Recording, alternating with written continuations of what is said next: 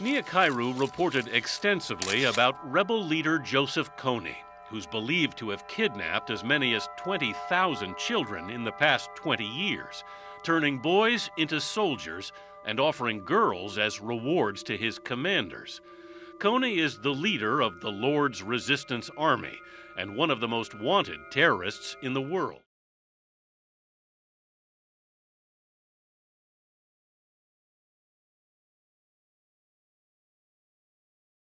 My name is Nyakairu. I'm a journalist, a Ugandan journalist based in Kenya. Currently, I work for the United Nations as a consultant in Somalia, but I've been a journalist for 11 years, covering conflicts in the Great Lakes region, and that includes Congo, Southern Sudan, Uganda, and Somalia. I met the producers of this film. This is about almost 9 years ago. This film is very interesting in my view, and I think it's extremely appropriate. There is, in my view, there is no best way you can ever portray Joseph Kony than this film did. Joseph Kony is a monster, he's a murderer, he's a criminal who has continued to run around the region killing and abducting children pretty much unabated.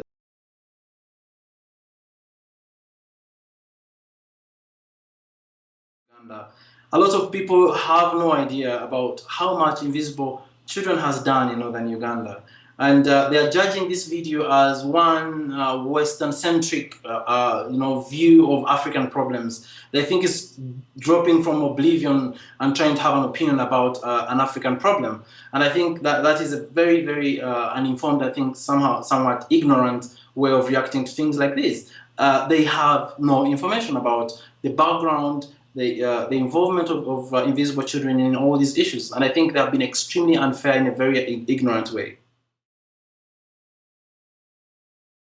Journalism should not go there. What we will do is try and document as much as possible what is happening, but also try and analyze events in terms of tracking institutional memory. I have done massive research about this war that probably was missing in that video, but his objective was to try and get some attention, which he did. Now, journalists don't do that, which is quite interesting. Now, I covered this war for 7 years, and I'll tell you that it's extremely traumatizing as a journalist to hear stories and things that this guy has done. And I tried as much as possible to remain objective, to be viewed as objective from the LRA rebels, which I actually somehow managed to achieve. In stories like Joseph Kony, you try to become an advocacy journalist.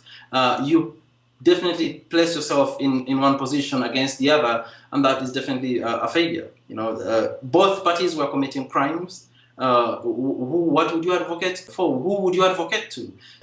Were we advocating for action? No, we're just putting facts out there for those to see, to take action,